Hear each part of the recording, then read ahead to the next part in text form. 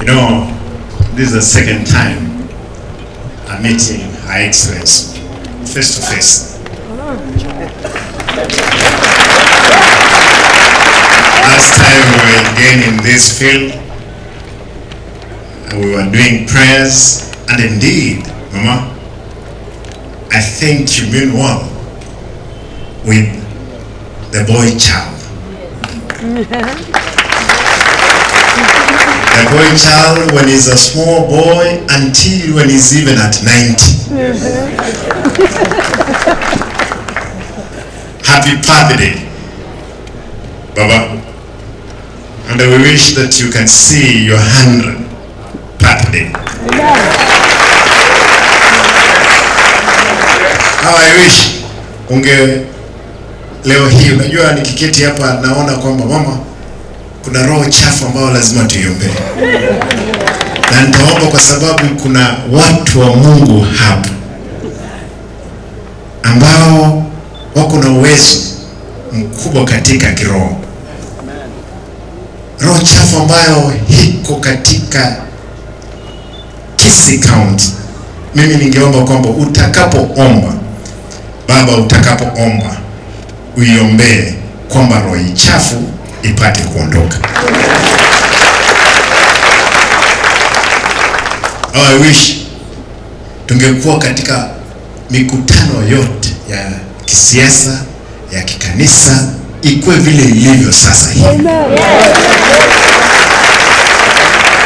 Kwa sababu nimepewa kazi moja peke yake, kutumikia watu wetu ambao wengi, mama, afadhali wewe ni pastor, umekuwa mama wa pili wa taifa. Kuna watu wengi hapa nje maskini wa uchochole ambao hata chakula hawezi weka kwa meza. Ingekuwaje kanisa ikuwe ni mibaraka kamili kwa watu wetu? Nitaomba kwamba siku moja mje, na mimi nimepanga kama nitendi kama hizi 5 10 tuweke pamoja, tufanye maombi maalum ya KISII County na nchi yetu. Mimi nimegundua, Bishop, ndio mtanikublia mama, shida kubwa ya nchi yetu ama duniani ni wanasiasa kama sisi. Sio mwananchi wa kawaida. Hapana. Sisi kama viongozi ndio shida kubwa. Kiswahili inasema kwamba asidi ana sababu.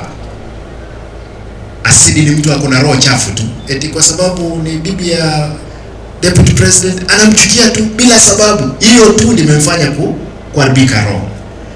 Eti amefika miaka 90 anachukia mzee kwa sababu ana lolote, ni kwa sababu amefika miaka 90. Maasidi kawaida wana sababu.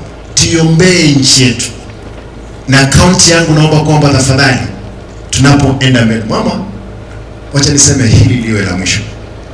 Mimi nimeona ufisadi ambao uko uchi unatembea mbele yangu, na uogopi, uko na panga na mkuki, unataka kuua, hata uko na bunduki. Ufisadi nimekuja kugundua ni kitu kibaya, na sisi kama viongozi ndio tumeentertain.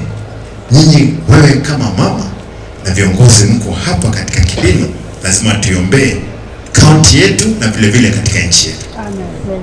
Hilo ndio litusaidia katika nchi hii. Hiyo ndio maombi yangu tafadhali, na tunasherehekea maisha mengi ambao nami nasema kabla Mungu hajafa na kabla wajaniua wanataka kwamba lazima watafanya mauaji, mimi nitaishi katika miaka wangu wa 100 kama Yesu hajarudi. Nami nataka kwamba siku hiyo hiyo baraka ya Mungu nipate.